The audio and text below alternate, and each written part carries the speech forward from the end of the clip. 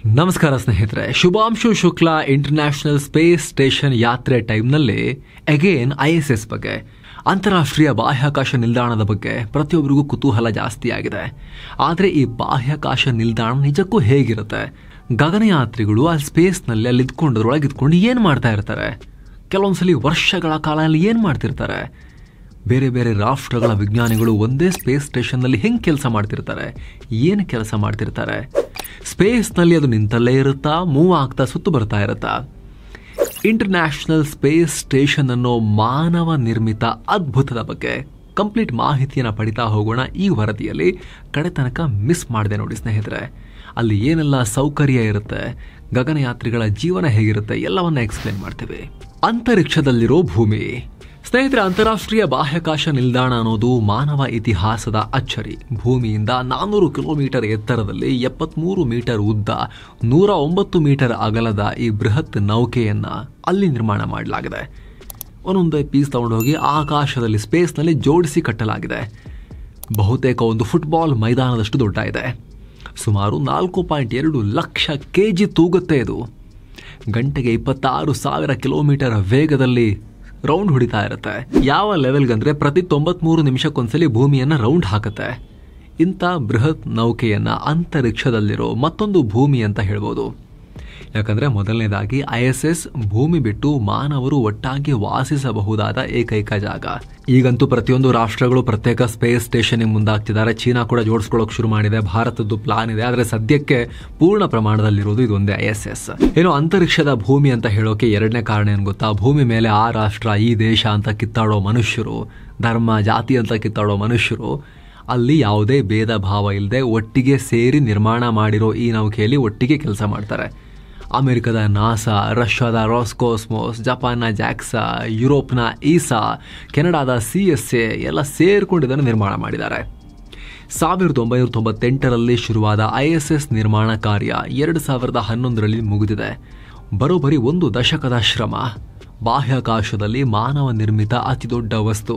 ಹಾಗಂತ ISS ಭೂಮಿಯ ಮೊದಲ ಸ್ಪೇಸ್ ಸ್ಟೇಷನ್ ಅಲ್ಲ. ಇದಕ್ಕೂ ಮುನ್ನ ಸೋವಿಯತ್ ರಷ್ಯಾದ ಸಲ್ಯೂಟ್, ಅಲ್ಮಾಜ್ ಮತ್ತು ಮಿರ್, ಅಮೆರಿಕದ ಸ್ಕೈ ಲ್ಯಾಬ್ ಸೇರಿ ಒಟ್ಟು 8ಕ್ಕೂ ಅಧಿಕ ಸ್ಪೇಸ್ ಸ್ಟೇಷನ್ ಇದ್ವು. ISS ಬಾಹ್ಯಾಕಾಶದ 9ನೇ ಸ್ಪೇಸ್ ಸ್ಟೇಷನ್. ಇದೇ ದೊಡ್ಡದು ಮತ್ತು ನಿರ್ಣಾಯಕ. ಇದು ಮೇನ್. ಉಳಿದವೆಲ್ಲ ಸೈಡ್ ಲೈನಿಗೆ ಹೋದ್ವು. ಆಮೇಲೆ ರಷ್ಯಾ ಕೂಡ ಅದನ್ನ ಬಿಟ್ಟು ಇಲ್ಲಿ ಬಂದು ಸೇರ್ಕೊಳ್ತಿದ್ರಲ್ಲಿ.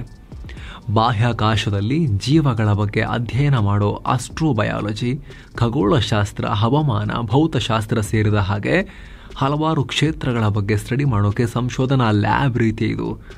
ಆಕಾಶದಲ್ಲಿ ತೇಲುವ ಲ್ಯಾಬ್ ರೀತಿ ಹೆಲ್ಪ್ ಮಾಡುತ್ತೆ. ISS ಹೇಗಿರುತ್ತೆ ಸ್ನೇಹಿತರೆ? ಮೇಲಿಂದ ನೋಡಿದಾಗ ISS ಈ ರೀತಿ ಕಾಣಿಸುತ್ತೆ. ಒಂದು ಉದ್ದನೆಯ ಪಟ್ಟಿ, ಅದಕ್ಕೆ ಅಡ್ಡಲಾಗಿ ಮತ್ತೊಂದು ಸಣ್ಣ ಪಟ್ಟಿ ಇದೆ. ಇಲ್ಲಿ ಉದ್ದನೆಯ ಈ ಪಟ್ಟಿಗೆ ಇಂಟಿಗ್ರೇಟೆಡ್ ಟ್ರಸ್ ಸ್ಟ್ರಕ್ಚರ್ ITS ಅಂತ ಕರೀತಾರೆ. ಇದೊಂಥರ ಸ್ಪೇಸ್ ಸ್ಟೇಷನ್ನ ಬೆನ್ನೆಲುಬಿದ್ದ ಹಾಗೆ. ಇದರ 2 ತುದಿಯಲ್ಲಿ ವಿದ್ಯುತ್ ಉತ್ಪಾದನೆಗೆ ಸೋಲಾರ್ ಪ್ಯಾನೆಲ್ಗಳು ಮತ್ತು ಹೀಟ್ನ ಹೊರಹಾಕೋಕೆ ರೇಡಿಯೇಟರ್ ಪ್ಯಾನೆಲ್ಗಳಿವೆ. ಉಳಿದಂತೆ ಕೆಲ ವೈಜ್ಞಾನಿಕ ಉಪಕರಣಗಳನ್ನು ITSಗೆ ಅಳವಡಿಸಲಾಗಿದೆ. ಇನ್ನು ಈ ಉದ್ದ ಪಟ್ಟಿಯ ಕೆಳಗೆ ಲಂಬವಾಗಿರೋ ಪಟ್ಟಿಯನ್ನು ಪ್ರೆಷರೈಸ್ಡ್ ಮಾಡ್ಯೂಲ್ಸ್ ಅಥವಾ ಹ್ಯಾಬಿಟೇಷನ್ ಮತ್ತು ಲ್ಯಾಬ್ ಏರಿಯಾ ಅಂತ ಕರೀತಾರೆ. ಇದೇ ನಿಜವಾದ ಸ್ಪೇಸ್ ಸ್ಟೇಷನ್. ಇಲ್ಲೇನೆ ಗಗನಯಾತ್ರಿಗಳು ವಾಸ ಮಾಡೋದು. ಇಲ್ಲಿ ಮನೆಯಲ್ಲಿ ಕೋಣೆಗಳಿರೋ ರೀತಿ ಸಣ್ಣ ಸಣ್ಣ ಟ್ಯೂಬ್ ಆಕಾರದ ಮಾಡ್ಯೂಲ್ ಇರ್ತವೆ. ಈ ಮಾಡ್ಯೂಲ್ ಪಟ್ಟಿಯಲ್ಲಿ ಪ್ರಮುಖವಾಗಿ 2 ಭಾಗ ಇದೆ. ಒಂದು ರಷ್ಯನ್ ಆರ್ಬಿಟಲ್ ಸೆಗ್ಮೆಂಟ್, ಮತ್ತೊಂದು ಯುನೈಟೆಡ್ ಸ್ಟೇಟ್ಸ್ ಆರ್ಬಿಟಲ್ ಸೆಗ್ಮೆಂಟ್. ಇದೇ ಕಾರಣಕ್ಕೆ ನಾವು ಸ್ಪೇಸ್ ಸ್ಟೇಷನ್ ಬಗ್ಗೆ ಹೇಳುವಾಗ ರಷ್ಯನ್ ಭಾಗ, ಅಮೆರಿಕನ್ ಭಾಗ ಅಂತ ಹೇಳಬೇಕು. ರಷ್ಯನ್ ಭಾಗದ ISSನಲ್ಲಿ ಜ್ವೆವ್ಡಾ, ಪಾಯ್ಸ್ಕ್, ಪಿಯರ್ಸ್, ಝಾರ್ಯಾ, ರಸ್ವಿಯತ್ ಅನ್ನೋ 5 ರಷ್ಯನ್ ಮಾಡ್ಯೂಲ್ಗಳಿವೆ. ಅದೇ ರೀತಿ ಅಮೆರಿಕದ ಭಾಗದಲ್ಲಿ ಡೆಸ್ಟಿನಿ, ಹಾರ್ಮನಿ, ಟ್ರ್ಯಾಂಕ್ವಿಲಿಟಿ, ಕೊಲಂಬಸ್ ಅಂತ ಅಮೆರಿಕ, ಯುರೋಪ್, ಜಪಾನ್ ಮತ್ತು ಕೆನಡಾ ರಾಷ್ಟ್ರಗಳಿಗೆ ಸೇರಿದ 7 ಮಾಡ್ಯೂಲ್ಗಳಿವೆ. ರಷ್ಯಾ ಮತ್ತು ಅಮೆರಿಕ 2 ಭಾಗವನ್ನ ಯುನಿಟಿ ಅನ್ನೋ ಮಾಡ್ಯೂಲ್ ಜಾಯಿಂಟ್ ಮಾಡುತ್ತೆ. ಎಲ್ಲ ಸೇರಿ ISSನಲ್ಲಿ ಒಟ್ಟು 16 ಮಾಡ್ಯೂಲ್ಗಳಿವೆ. ಸಾಲು ಸಾಲು ಅಮೆರಿಕದ ಸ್ಪೇಸ್ ಶಟಲ್ ಬಾಹ್ಯಾಕಾಶ ವಿಮಾನದಲ್ಲಿ, ರಷ್ಯಾದ ಪ್ರೋಟಾನ್ ಸೋಯುಜ್ ರಾಕೆಟ್ಗಳಲ್ಲಿ ಮಾಡ್ಯೂಲ್ಗಳನ್ನು ತಗೊಂಡು ಹೋಗಿ ಜೋಡಿಸಿ ಕಟ್ಟಲಾಗಿದೆ. ಗಗನಯಾತ್ರಿಗಳು ಸ್ಪೇಸ್ ವಾಕ್ ಮೂಲಕ, ರೊಬೋಟಿಕ್ ಆರ್ಮ್ನಂತ ದೊಡ್ಡ ಯಾಂತ್ರಿಕ ಕೈಗಳ ಮೂಲಕ ಒಂದೊಂದೇ ಭಾಗವನ್ನ ಸ್ಪೇಸ್ನಲ್ಲಿ ಜೋಡಿಸಿ ಕಟ್ಟಿದ್ದಾರೆ. ವಿಡಿಯೋದ ಪಾರ್ಟ್ನರ್ಸ್ ಆಗಿರೋ ಟರ್ಮ್ ಇನ್ಶೂರೆನ್ಸ್ ಬಗ್ಗೆ ನಿಮಗೆ ಕ್ವಿಕ್ ಆಗಿ ಮಾಹಿತಿಯನ್ನು ಕೊಡ್ತೀವಿ. ಸ್ನೇಹಿತರೆ, ಟರ್ಮ್ ಇನ್ಶೂರೆನ್ಸ್ ಅಂದ್ರೆ ಏನು? ಈಗ ದುಡಿತಾ ಇರೋ ವ್ಯಕ್ತಿ ಆತನಿಗೆ ಏನಾದರೂ ಹೆಚ್ಚು ಕಮ್ಮಿ ಆದರೆ ಆತನ ಇನ್ಕಮ್ ಮೇಲೆ ಡಿಪೆಂಡ್ ಆಗಿರೋ ಫ್ಯಾಮಿಲಿಗೆ ಆರ್ಥಿಕವಾಗಿ ಆಘಾತ ಆಗದೇ ಇರೋ ರೀತಿಯಲ್ಲಿ ಒಂದು ಲಂಸಮ್ ಅಮೌಂಟ್ ಮೂಲಕ ಅವರ ಆರ್ಥಿಕ ಭವಿಷ್ಯವನ್ನು ಕಾಪಾಡೋ ಬೇಸಿಕ್ ಫಿನಾನ್ಷಿಯಲ್ ಪ್ರಾಡಕ್ಟ್ ಇದು.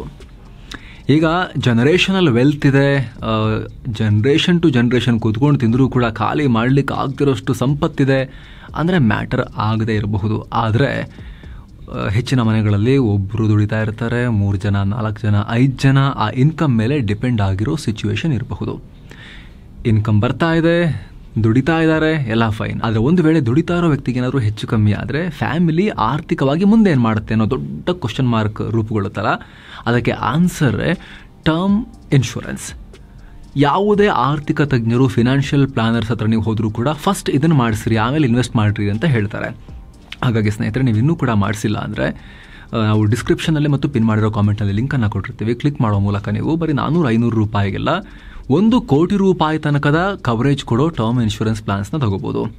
ನೀವು ನಿಮ್ಮ ಏಜ್ ಮತ್ತು ಡೀಟೇಲ್ಸ್ ಎಲ್ಲ ಹಾಕ್ತಿದ್ದ ಹಾಗೆ, ಬೇಸಿಕ್ ಡೀಟೇಲ್ಸ್ ಹಾಕ್ತಿದ್ದ ಹಾಗೆ ನಿಮ್ಮ ಏಜ್ ಎಷ್ಟು, ಅದಕ್ಕೆ 1 ಕೋಟಿ ಕವರೇಜಿಗೆ ಎಷ್ಟಾಗುತ್ತೆ, 2 ಕೋಟಿ ಕವರೇಜಿಗೆ ಎಷ್ಟಾಗುತ್ತೆ, ಎಲ್ಲ ಡೀಟೇಲ್ಸ್ ಅಲ್ಲಿ ಬಂದುಬಿಡುತ್ತೆ. ಭಾರತದ ಎಲ್ಲ ಟಾಪ್ ಪ್ಲ್ಯಾನ್ಗಳನ್ನು ಕಂಪೇರ್ ಮಾಡಿ ನೀವು ಅಪ್ಲೈ ಮಾಡಬಹುದು. ಡಿಸ್ಕ್ರಿಪ್ಷನಲ್ಲಿ ಹಾಗೂ ಪಿನ್ ಮಾಡಿರೋ ಕಾಮೆಂಟ್ನಲ್ಲಿ ನಾವು ನಿಮಗೆ ಲಿಂಕನ್ನು ಕೊಟ್ಟಿರ್ತೀವಿ. ಆಸಕ್ತರು ಮಿಸ್ ಮಾಡದೆ ಚೆಕ್ ಮಾಡಿ ಅಂತ ಹೇಳ್ತಾ ನಾವೀಗ ವರದಿಯಲ್ಲಿ ಮುಂದುವರಿಯೋಣ. ಒಳಗಡೆ ಏನಿರುತ್ತೆ? ಮನೆಗೆ ಹೇಗೆ ಎಲ್ಲ ರೂಮ್ಗಳನ್ನು ಬರೀ ವಾಸ ಮಾಡೋಕೆ ಬಳಸಲ್ವೋ ಅದೇ ರೀತಿ ISSನ ಎಲ್ಲ ಮಾಡ್ಯೂಲ್ಗಳಲ್ಲಿ ಗಗನಯಾತ್ರಿಗಳಿರೋದಿಲ್ಲ. ಒಂದೊಂದು ಮಾಡ್ಯೂಲ್ ಒಂದೊಂದು ಕೆಲಸವನ್ನು ಮಾಡ್ತವೆ. ಸ್ಪೇಸ್ ಸ್ಟೇಷನ್ನ ಮೂಲ ಭಾಗ ರಷ್ಯಾದ ಝಾರಿಯಾ ಮಾಡ್ಯೂಲ್ನ ಸ್ಟೋರೇಜ್ಗಾಗಿ ಯೂಸ್ ಮಾಡಲಾಗುತ್ತೆ.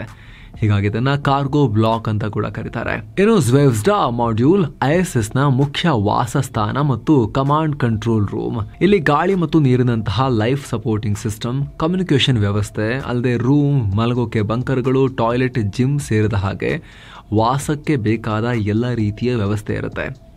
ಇನ್ನು ಅಮೆರಿಕ, ರಷ್ಯಾ ಎರಡೂ ಭಾಗವನ್ನು ಸೇರಿಸೋ ಯುನಿಟಿ ಹೆಸರಿಗೆ ತಕ್ಕಂತೆ ಐಕ್ಯತೆಯ ಕೆಲಸ ಮಾಡುತ್ತೆ.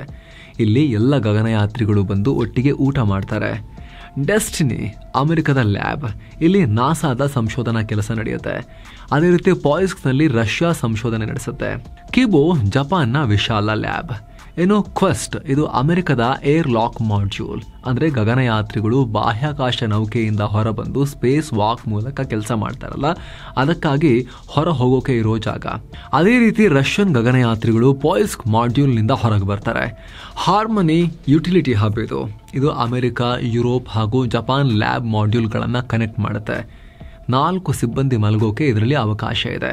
ಅಲ್ಲದೆ ಡಾಕಿಂಗ್ ಪೋರ್ಟ್ ಕೂಡ ಹೌದು. ಅಂದರೆ ಹೊರಗಿಂದ ಬರುವ ಡ್ರ್ಯಾಗನ್, ಸ್ಟಾರ್ ಲೈನರ್ ನೌಕೆಗಳು ಇಲ್ಲಿ ಬಂದು ISSಗೆ ಅಂಟಿಕೊಳ್ತವೆ. ಏನೋ ಕೊಪ್ಪೋಲಾ ವೀಕ್ಷಣಾ ಮಾಡ್ಯೂಲ್, ಇದು ಭೂಮಿಯನ್ನು ಅಬ್ಸರ್ವ್ ಮಾಡೋಕೆ, ಫೋಟೋ ವಿಡಿಯೋ ಕ್ಯಾಪ್ಚರ್ ಮಾಡೋಕೆ ಈ ಮಾಡ್ಯೂಲ್ನ ಯೂಸ್ ಮಾಡಲಾಗುತ್ತೆ. ಅದೇ ರೀತಿ ರಷ್ಯಾ ಪ್ರಿಚಲ್ ಅನ್ನೋ ಡಾಕಿಂಗ್ ಮಾಡ್ಯೂಲ್ನ ಬಳಸುತ್ತೆ. ಹೀಗೆ ಈ ಮಾಡ್ಯೂಲ್ಗಳು ಅಂತಾರಾಷ್ಟ್ರೀಯ ಸ್ಪೇಸ್ ಸ್ಟೇಷನ್ನ ಪ್ರಮುಖ ಭಾಗಗಳು.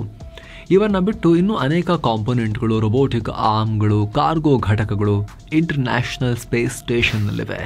ISS ಜೀವನ ಹೇಗಿರುತ್ತೆ? ಗಗನಯಾತ್ರಿಗಳು ಒಂದ್ಸಲ ISSಗೆ ಹೋದರೆ 6 ತಿಂಗಳ ಕಾಲ ಅಲ್ಲೇ ಇರ್ತಾರೆ ಸಾಮಾನ್ಯವಾಗಿ. ಹೀಗಾಗಿ ISSನ ವಾತಾವರಣ ಭೂಮಿಯಲ್ಲಿರುವ ಹಾಗೆ ಇರದೇ ಇದ್ರೂ ಕೂಡ ಬಹುತೇಕ ಭೂಮಿಗೆ ಹತ್ತಿರ ಇರೋ ರೀತಿಯಲ್ಲಿ ಇದನ್ನು ಡಿಸೈನ್ ಮಾಡಲಾಗಿರುತ್ತೆ. ಇದರಿಂದ ಅಲ್ಲಿನ ಸಿಬ್ಬಂದಿಗೆ ತಾವು ಭೂಮಿಲೇ ಇದ್ದೀವಿ ಅನ್ನೋ ಕಂಫರ್ಟ್ ಫೀಲ್ ಸಿಗಬೇಕು ಅಂತ ಇರೋಕೆ 6 ಬೆಡ್ರೂಮ್ ಮನೆಗಿಂತ ದೊಡ್ಡ ಜಾಗ ಇರುತ್ತೆ. 6 ಸ್ಲೀಪಿಂಗ್ ಕ್ವಾರ್ಟರ್ಸ್, 2 ಬಾತ್ರೂಮ್ಗಳು, ಜಿಮ್ ಎಲ್ಲ ಇರುತ್ತೆ. ಉಸಿರಾಡುವಾಗ ಉತ್ಪತ್ತಿಯಾಗೋ ಇಂಗಾಲದ ಡೈಆಕ್ಸೈಡನ್ನು ಜ್ವೆಜ್ಡಾ ಮಾಡ್ಯೂಲ್ನಲ್ಲಿರೋ ವೋಜ್ಡುಕ್ ವ್ಯವಸ್ಥೆ ರಿಮೂವ್ ಮಾಡುತ್ತೆ. ಅದೇ ರೀತಿ ಗಗನಯಾತ್ರಿಗಳ ದೇಹದಿಂದ ಹೊರಬರುವ ಮಿಥೇನ್, ಬೆವರಿನಿಂದ ಹೊರಬರುವ ಅಮೋನಿಯಾನ ಆಕ್ಟಿವೇಟೆಡ್ ಚಾರ್ಕೋಲ್ ಫಿಲ್ಟರ್ನಂತಹ ವಿಶೇಷ ಸಾಧನಗಳು ಹೊರಹಾಕ್ತವೆ. ಇನ್ನು ನೀರಿನ ವಿಚಾರಕ್ಕೆ ಬಂದರೆ ISSನಲ್ಲಿ ಓರ್ವ ಸಿಬ್ಬಂದಿ ದಿನಕ್ಕೆ 1 ಲೀಟರ್ ನೀರನ್ನು ಮಾತ್ರ ಬಳಸಬೇಕು. ಹೀಗಾಗಿ ಪ್ರತಿ ಮಿಷನ್ನಲ್ಲಿ ಭೂಮಿಯಿಂದಲೇ ನೀರನ್ನು ತೆಗೆದುಕೊಂಡು ಹೋದರೂ ಕೂಡ ಹೆಚ್ಚು ರೀಸೈಕಲ್ ಮಾಡಿ ಬಳಸಬೇಕಾಗತ್ತೆ.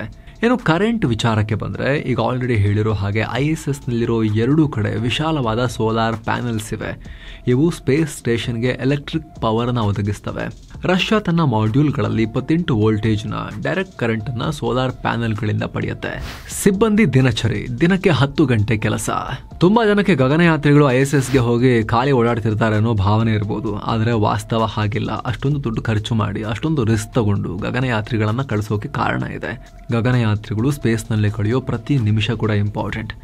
ಪ್ರತಿ ನಿಮಿಷ ಕೂಡ ಒಂದಲ್ಲ ಒಂದು ರೀತಿಯಲ್ಲಿ ಪ್ರೊಡಕ್ಟಿವ್ ಆಗಿರಬೇಕು. ಹೀಗಾಗಿ ಗಗನಯಾತ್ರಿಗಳು ನಿಮ್ಮ ರೀತಿಯಲ್ಲೇ ದಿನಕ್ಕೆ 10 ಗಂಟೆ ಅವರೇಜ್ ಕೆಲಸ ಮಾಡ್ತಾರೆ. ಅವರ ದಿನದ ರುಟೀನ್ ನೋಡೋದಾದ್ರೆ ಸಿಬ್ಬಂದಿ ಬೆಳಗ್ಗೆ 6 ಗಂಟೆಗೆ ಎದ್ದು ರೆಡಿಯಾಗಿ ಸ್ಟೇಷನ್ನ ಪರಿಶೀಲನೆ ಮಾಡ್ತಾರೆ. ಬಳಿಕ ಬೆಳಗಿನ ಉಪಹಾರ ಸೇವಿಸಿ ಆ ದಿನದ ಪ್ಲಾನಿಂಗ್ ಮಾಡೋಕೆ ಮಿಷನ್ ಕಂಟ್ರೋಲ್ ಟೀಮ್ ಜೊತೆಗೆ ಮೀಟಿಂಗ್ ಮಾಡ್ತಾರೆ. ಅದಾದಮೇಲೆ ಮಧ್ಯಾಹ್ನ 1 ಗಂಟೆ 5 ನಿಮಿಷದವರೆಗೂ ಕೂಡ ಕೆಲಸ ಮಾಡ್ತಾರೆ. ಅದಾದಮೇಲೆ 1 ಗಂಟೆ ಲಂಚ್ ಬ್ರೇಕ್, ಮತ್ತೆ ಸಂಜೆ ತನಕ ಕೆಲಸ, ಬಳಿಕ ಮತ್ತೆ ಮೀಟಿಂಗ್. 9:30 10 ಗಂಟೆಗೆ ಆಮೇಲೆ ಮತ್ತೆ ರೆಸ್ಟ್ಗೆ ಹೋಗ್ತಾರೆ. ಆಲ್ಮೋಸ್ಟ್ ಭೂಮಿ ಮೇಲೆ ಒಬ್ಬ ವ್ಯಕ್ತಿ ಆಫೀಸಲ್ಲಿ ಕೆಲಸ ಮಾಡಿದ ರೀತಿಯೇ ಅವರಲ್ಲಿ ವೀಕ್ ಡೇಸಲ್ಲಿ 10 ಗಂಟೆಗಳ ಕಾಲ ಹಾಗೂ ವೀಕೆಂಡಲ್ಲಿ 5 ಗಂಟೆಗಳ ಕಾಲ ವರ್ಕ್ ಮಾಡ್ತಾರೆ. ಇನ್ನು ಇಂಟರ್ನ್ಯಾಷನಲ್ ಸ್ಪೇಸ್ ಸ್ಟೇಷನ್ನಲ್ಲಿ ಕೋಆರ್ಡಿನೇಟೆಡ್ ಯೂನಿವರ್ಸಲ್ ಟೈಮ್ ಅನ್ನು ಯೂಸ್ ಮಾಡಲಾಗುತ್ತೆ. ಯೂನಿವರ್ಸಲ್ ಟೈಮ್ ಇದು ಜಗತ್ತಿನ ಮೊದಲ ಸ್ಟ್ಯಾಂಡರ್ಡ್ ಟೈಮ್ ಆಗಿದೆ. ಇದರಿಂದ ಕ್ಲಾಕ್ ಹಾಗೂ ಟೈಮನ್ನು ರೆಗ್ಯುಲೇಟ್ ಮಾಡಲಾಗುತ್ತೆ. ಮಲಗುವಾಗ ISSನಲ್ಲಿರೋ ವಿಂಡೋಗಳನ್ನು ಕ್ಲೋಸ್ ಮಾಡಿ ಕತ್ತಲೆಯಾಗೋ ಹಾಗೆ ಮಾಡ್ತಾರೆ. ಯಾಕಂದರೆ ISS ಒಟ್ಟು 16 ಸೂರ್ಯೋದಯಗಳಿಗೆ ಸಾಕ್ಷಿಯಾಗುತ್ತೆ. ವೇಗವಾಗಿ ಭೂಮಿಯನ್ನು ರೌಂಡ್ ಹೊಡಿತಿರುತ್ತೆ. 99 ನಿಮಿಷಕ್ಕೆಲ್ಲ ಒಂದ್ಸಲಿ ಭೂಮಿ ಸುತ್ತು ಬಂದಾಗಿರುತ್ತೆ. ಪದೇ ಪದೇ ಸೂರ್ಯಾಸ್ತ ಸೂರ್ಯೋದಯ ನೋಡ್ತಾನೆ ಇರ್ತಾರೆ. ಹಾಗಾಗಿ ಮಲಗಬೇಕು ಅಂದರೆ ಕಂಪ್ಲೀಟ್ ಲೈಟ್ ಕಟ್ ಮಾಡಿಕೊಂಡು ಅವ್ರು ಮಲಗಬೇಕು. ಆಹಾರ. ಸಿಬ್ಬಂದಿ ತಮ್ಮ ಆಹಾರವನ್ನ ವಾಕ್ಯೂಮ್ ಸೀಲ್ಡ್ ಅಂದರೆ ಬ್ಯಾಗ್ನಲ್ಲಿರೋ ಏರನ್ನು ಕಂಪ್ಲೀಟ್ ರಿಮೂವ್ ಮಾಡಿರೋ ಪ್ಲಾಸ್ಟಿಕ್ ಬ್ಯಾಗ್ಗಳಲ್ಲಿ ಕ್ಯಾರಿ ಮಾಡಿರ್ತಾರೆ. ಭೂಮಿಯ ಮೇಲಿರೋ ಫುಡ್ ಕಡಿಮೆ ಗ್ರಾವಿಟಿಯಲ್ಲಿ ಟೇಸ್ಟ್ ಬರಲ್ಲ. ಹಾಗಾಗಿ ಆಹಾರವನ್ನು ಸ್ವಲ್ಪ ಎಕ್ಸ್ಟ್ರಾ ಸ್ಪೈಸಿನೇ ಮಾಡಲಾಗಿರುತ್ತೆ. ಪ್ರತಿಯೊಬ್ಬ ಸಿಬ್ಬಂದಿ ತಮ್ಮದೇ ಆದ ಸಪರೇಟ್ ಫುಡ್ ಪ್ಯಾಕೇಜ್ಗಳನ್ನು ಹೊಂದಿರ್ತಾರೆ. ISSನಲ್ಲಿ ಆಹಾರವನ್ನು ಬಿಸಿ ಮಾಡಿಕೊಳ್ಳೋಕೆ 2 ವಾರ್ಮರ್ಗಳು ಹಾಗೂ ಒಂದು ಫ್ರಿಡ್ಜ್ ಇದೆ. ಡ್ರಿಂಕ್ಸನ್ನು ಡಿಹೈಡ್ರೇಟೆಡ್ ಪೌಡರ್ ರೂಪದಲ್ಲಿ ಕ್ಯಾರಿ ಮಾಡಿರ್ತಾರೆ. ಅದನ್ನು ನೀರಲ್ಲಿ ಮಿಕ್ಸ್ ಮಾಡಿ ಕುಡಿತಾರೆ. ಏನೋ ಡ್ರಿಂಕ್ಸ್ ಸೂಪನ್ನು ಪ್ಲಾಸ್ಟಿಕ್ ಬ್ಯಾಗ್ನಲ್ಲಿ ಹಾಕಿ ಸ್ಟ್ರಾದಿಂದ ಕುಡಿತಾರೆ. ಅದೇ ಊಟವನ್ನು ಮ್ಯಾಗ್ನೆಟ್ಗೆ ಅಂಟಿಸಲಾದ ಚಾಕು ಹಾಗೂ ಫೋರ್ಕ್ನಿಂದ ತಿಂತಾರೆ. ಅಂದಹಾಗೆ ಕಡಿಮೆ ಗ್ರಾವಿಟಿಯಿಂದ ವಸ್ತುಗಳು ತೇಲ್ತಾ ಇರ್ತವೆ. ಹಾಗಾಗಿ ವಸ್ತುಗಳನ್ನು ಮ್ಯಾಗ್ನೆಟ್ಗೆ ಅಂಟಿಸಿಡಲಾಗುತ್ತೆ. ಏನೋ ISSನಲ್ಲಿ ಶವರ್ ಇರಲ್ಲ.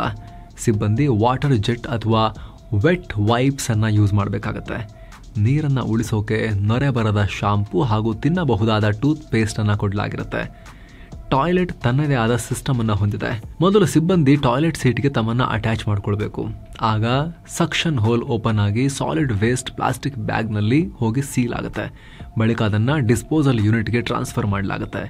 ಲಿಕ್ವಿಡ್ ವೇಸ್ಟ್ ವಾಟರ್ ರಿಕವರಿ ಸಿಸ್ಟಮ್ಗೆ ಟ್ರಾನ್ಸ್ಫರ್ ಆಗಿ ಡ್ರಿಂಕಿಂಗ್ ವಾಟರ್ ಆಗಿ ಕನ್ವರ್ಟ್ ಆಗುತ್ತೆ.